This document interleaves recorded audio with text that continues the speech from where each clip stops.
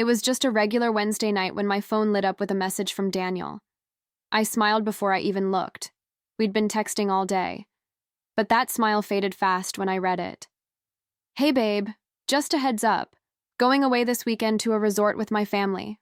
It's kind of an intimate thing, so I can't bring anyone. Hope you understand." Just like that. No call, no real conversation. Just a short text that left me staring at my screen like I'd missed something obvious. I sat there, letting the words sink in. Kind of an intimate thing. The sentence played on repeat in my head like a song I didn't like but couldn't turn off. We'd been together for over a year. Dinners, holidays, the little daily rituals. I thought I was a part of his world, and now I was suddenly not invited? I wanted to believe it wasn't a big deal. I really did. So I pushed the feeling down and typed back something easy. Of course, have fun. But the truth is, it didn't sit right. I brushed it off during the day, acted normal, but every quiet moment reminded me something felt off. That word, intimate, kept catching in my throat. Not dramatic, not clingy, just a small, stubborn ache I couldn't explain away. I tried to let it go. I really did. But part of me had already started paying closer attention. The next day, I told myself to stay busy. Threw myself into work, ran errands I'd been avoiding, even called my mom just to hear a familiar voice. But every time I glanced at my phone, a flicker of something tight pulled at my chest. I wasn't angry. Not yet. Just unsettled. Like when you forget if you locked the front door. That nagging discomfort you can't prove, but can't ignore either. I kept replaying his message, reading between the lines, trying to convince myself there was nothing to read between. That night, I scrolled through old photos of us, birthdays, lazy Sunday mornings, the time he surprised me with takeout and candles when I had a horrible day. He'd always known how to show up when it mattered. So why did this feel so different? I stared at a picture of us laughing at a beach bonfire. I could still remember the way he wrapped his arms around me that night like I was the only thing anchoring him. And yet now, he was going to a place I'd never even been invited to. I tried to be reasonable. Maybe his family needed time alone. Maybe it was one of those traditions. No partners allowed. I clung to those possibilities like life preservers. But deep down, a quiet voice kept whispering, "If that were true, wouldn't you have already known about it?" That's what stung the most. Not just the message itself, but how easy it had been for him to send it. Like excluding me didn't even register as something that needed more than a sentence. I didn't bring it up again. Part of me worried that if I asked too many questions, it'd make me look insecure, like I didn't trust him. And maybe I didn't, not fully, but I wanted to. God, I wanted to. So I stayed quiet, played the cool girlfriend, laughed at his texts, even sent him a playlist for the road. And when he replied with a heart emoji, it felt more like a punctuation mark than a promise. Something about us had shifted, and I was the only one who noticed. On Friday morning, he sent a quick, leaving now text with a photo of his suitcase. I stared at it longer than I should have. No mention of missing me, no sweet note, just a bag and silence. That was the moment I felt something click, like a switch being flipped in the dark. I wasn't crazy. I wasn't paranoid. I was being excluded, deliberately. And the part that hurt the most was how easily he expected me to accept it. I didn't cry. I didn't scream.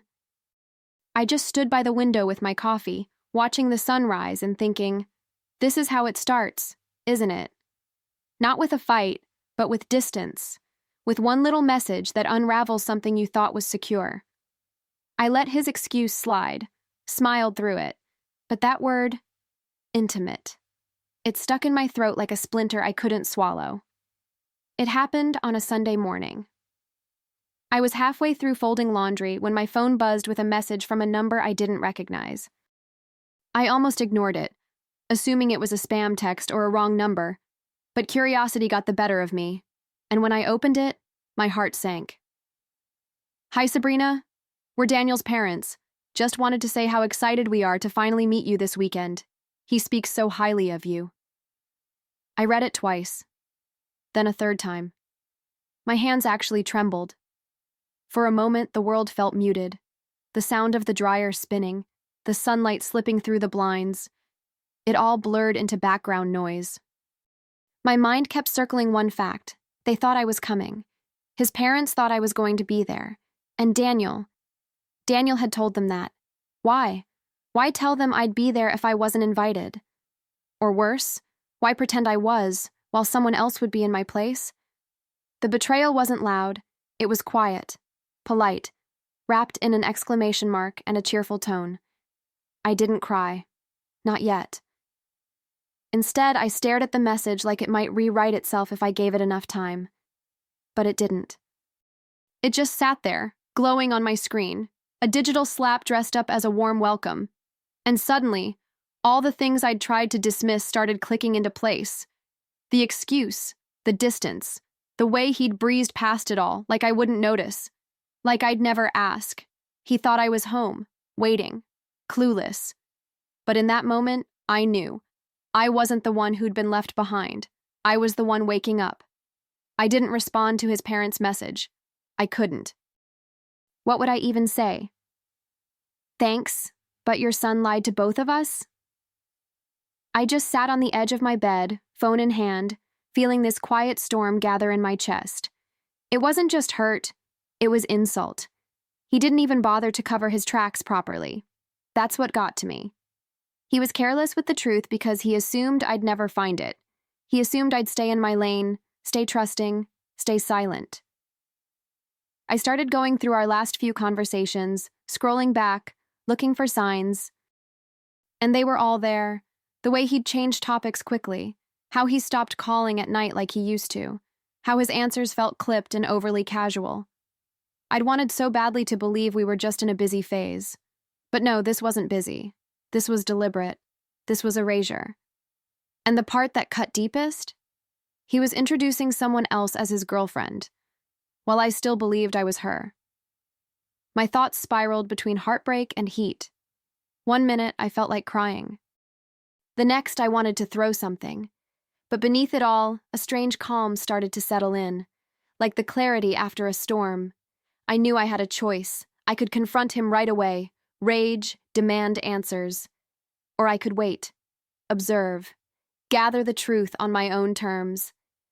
And for the first time that day, I smiled. It was small, cold, but real. If he thought I'd sit quietly in the background, he didn't know me at all. I spent the rest of the day pretending everything was normal. I sent Daniel a "miss you already" text, even added a heart emoji for good measure. He replied with a selfie by the pool, sunglasses on, smile wide, like nothing was wrong. And in a way, nothing was wrong, for him. He was playing two lives like they were just tabs on a screen, easy to toggle between. But what he didn't realize was that he'd just left one tab wide open, and I was reading every word. Later that evening, I screenshotted the message from his parents. Not to send it, not yet. Just to keep it, like evidence, like a receipt. I wasn't sure what I was going to do with it, but I knew I wasn't done, not even close.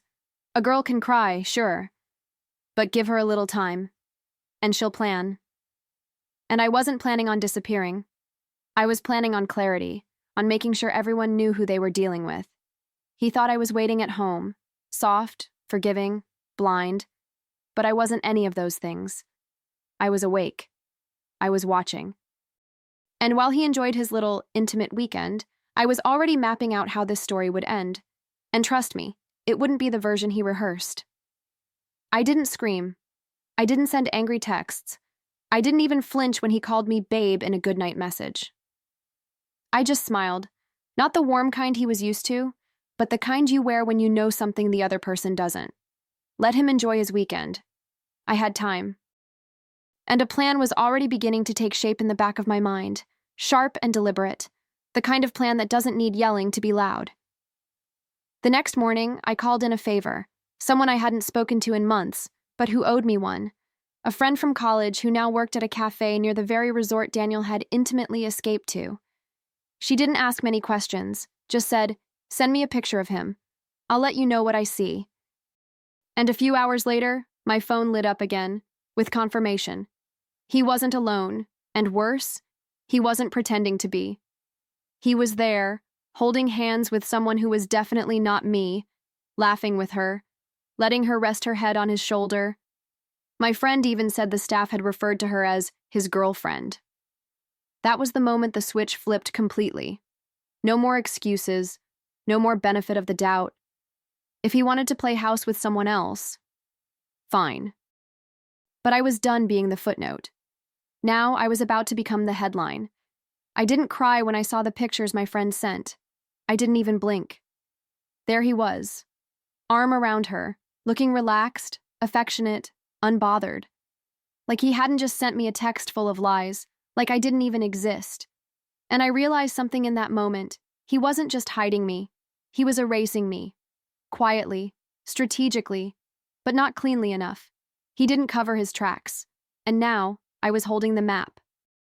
I started drafting my next move, not with rage, but with clarity. I wasn't going to show up in some dramatic fit. That's what guys like him expect. Tears, accusations, chaos. But I wasn't giving him the satisfaction. I wanted silence, precision, witnesses. So I sent a polite reply to his parents' earlier text. "Thank you so much. That means the world to me. I'd love to come." Simple, sweet, and just dangerous enough. They responded with open arms, thrilled. Told me where to meet them, what time dinner was. They didn't know they were pulling a grenade to the table. I didn't blame them. They were just excited to meet the girl they thought their son was proud of. And now they would. Just not in the way anyone expected. I wasn't walking into that dinner heartbroken. I was walking in with my head high, my truth ready, and his lies cornered. I packed light, not because I didn't plan on staying long, but because I didn't need much to make an impact. Just one simple dress, something soft and elegant, the kind that says I belong here before I even open my mouth. I booked a last-minute ticket and kept my tone chipper in every text with Daniel. "Miss you," I wrote. "Hope you're having the best time." He had no idea I was coming. No idea I already knew. The drive from the airport to the resort felt like the calm before a storm I didn't have to chase. Just step into. I rehearsed nothing. I didn't need a speech. I had the truth, and that was louder than anything I could scream. I imagined his face when he saw me. Not because I wanted to see panic, though I'd be lying if I said I didn't, but because I wanted to see recognition. I wanted him to realize all at once what it meant to underestimate me. I wasn't going to cry. I wasn't going to plead. I was going to walk into that resort with the grace of a woman who knew exactly who she was and exactly what had been done to her. I didn't want revenge. I wanted revelation. And this time, I wouldn't be asking for a seat at his table. I was bringing my own chair, and I wasn't coming alone. I arrived just before dinner, early enough to settle my nerves, late enough to keep him comfortable in his lie a little longer. The resort was gorgeous in that quiet, expensive way. Soft jazz played somewhere nearby, and the scent of grilled rosemary drifted in from the patio. I could have been here on vacation, but I wasn't here to relax. I was here to be seen, not by strangers, but by the one man who thought he could erase me without consequence. His parents were waiting in the lobby, warm and smiling. His mother hugged me like she'd been waiting her whole life to. His dad took my bag, told me how happy Daniel would be. I thanked them, every word steady, every smile practiced. The guilt on their faces later wouldn't be mine to carry. I knew that. They were kind, and completely unaware they were walking me straight into a scene that would shatter the little image their son had built. They led me to the private dining room. Big windows, long table, glasses already clinking. And then I saw him, sitting with her, laughing like the world was simple. For a second, I let the moment breathe. Let it burn. He hadn't seen me yet. He was still living inside the story he wrote without me. But that was about to change. I stepped into the room like I'd been invited all along, head high, shoulders relaxed. I greeted the other guests politely, pausing just long enough for my voice to carry. And when Daniel looked up, finally, his face cracked. Not in anger, not even in panic, in confusion. Pure, unfiltered confusion. Like his brain couldn't quite connect the dots between the lie he'd built and the reality walking toward him in heels and grace. He stuttered something I didn't even try to hear. I was too focused on the girl next to him, the one who, moments earlier, had been leaning into him like he was hers. She pulled back just slightly, sensing something shift in the air. His parents were still smiling, still proud, still clueless. I gave them each a warm look, and then turned to Daniel, standing just beside him now, so close I could see the fear rising behind his eyes. I tilted my head and smiled. So this is the intimate family weekend I wasn't invited to? I let the question hang. Soft, sweet, razor sharp. I must have missed the +1 policy. The silence that followed was electric. His parents froze. The girl's face changed like a storm rolling in. And Daniel? He looked like someone trying to remember the last lie he told before the house of cards collapsed. No one moved. No one spoke. It was like the room had lost air. Daniel opened his mouth, but nothing useful came out, just half-formed words and a flush crawling up his neck.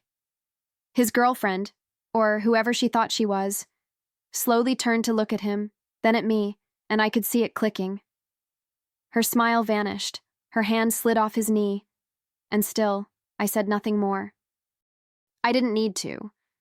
I'd brought the truth, and I let it speak for itself. His mom was the first to break the silence. "Wait, you're Sabrina?" she asked, voice caught somewhere between confusion and dread. I nodded, gentle but clear. And then I watched the realization bloom across her face like a bruise. His father shifted uncomfortably.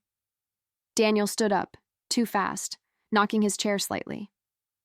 "This isn't what it looks like," he said, voice shaking. It was almost funny, hearing those words in real life. Almost. I looked around the table, taking in every face, the pity, the discomfort, the unraveling. And then I looked at Daniel. Really looked at him. He wasn't the man I fell for. He was smaller now, shrinking beneath the weight of his own lies. I leaned in just enough for only him to hear. "You planned this weekend like I'd never know, but I've been watching you this whole time." I didn't wait for him to respond. I was already turning, not away from the table, but toward what came next. I didn't stay for dessert, or excuses. I left before the plates were cleared, before the whispers grew legs and crawled into every corner of the room. I didn't owe anyone anything, not even Daniel's parents, though their eyes had followed me with an ache I almost felt sorry for. Almost. As I stepped outside, the night air hit me like a rinse, cool, sharp, cleansing. I wasn't shaking, I wasn't second-guessing. I was done. The path back to my room felt different than the one I'd walked earlier. I wasn't hiding anymore. I wasn't hoping anymore. There's a strange kind of peace that comes after truth, the kind you don't expect, but recognize instantly when it arrives. I took off my heels and walked barefoot for the rest of the way. I let myself feel the stone beneath my feet, the weight lift from my chest. For the first time in weeks, I felt like I could finally exhale. Before I packed, I took one last picture. The glowing lights of the resort behind me, the pool shimmering in the background, my silhouette centered in the frame. I posted it with a caption that was short but sharp. "Sometimes the best seat at the table is the one you weren't supposed to have." I didn't tag him, didn't need to. The message wasn't for him. It was for every woman who's ever been lied to with a smile and a weekend plan. I turned off my phone for the flight home. No notifications. No explanations. Just silence. And it was beautiful. The kind that feels like freedom, not emptiness. I leaned against the window, watching the clouds drift beneath me, and thought about everything I'd left behind. Not just him, but the version of me that kept making space for someone who had no intention of staying. When I finally turned my phone back on, I expected chaos. What I didn't expect was a message from her, the other woman, the one at the table. She kept it short, but it was the kind of message you don't forget. "Thank you," she wrote, "for showing me." I ended it. That was it. No drama, no bitterness. Just a quiet acknowledgement between two strangers who had both been lied to. And oddly, it didn't feel like a win. It felt like closure, raw and honest. And Daniel? He didn't reach out. Not right away. I imagine he didn't know how. Maybe he thought disappearing was easier. Or maybe, for once, he was finally speechless. Either way, it didn't matter. I wasn't waiting for an apology. I wasn't waiting for anything. I was already writing the next chapter of my life, and this time, I wasn't leaving space for a man who built his life on half-truths and charm. In the days that followed, I didn't talk about it much. Not because I was ashamed, far from it, but because peace doesn't always need a spotlight. A few close friends knew the story, and their reactions ranged from gasps to applause. But I didn't need validation. I already had what mattered. My voice, my clarity, and a sense of self no one could take from me again.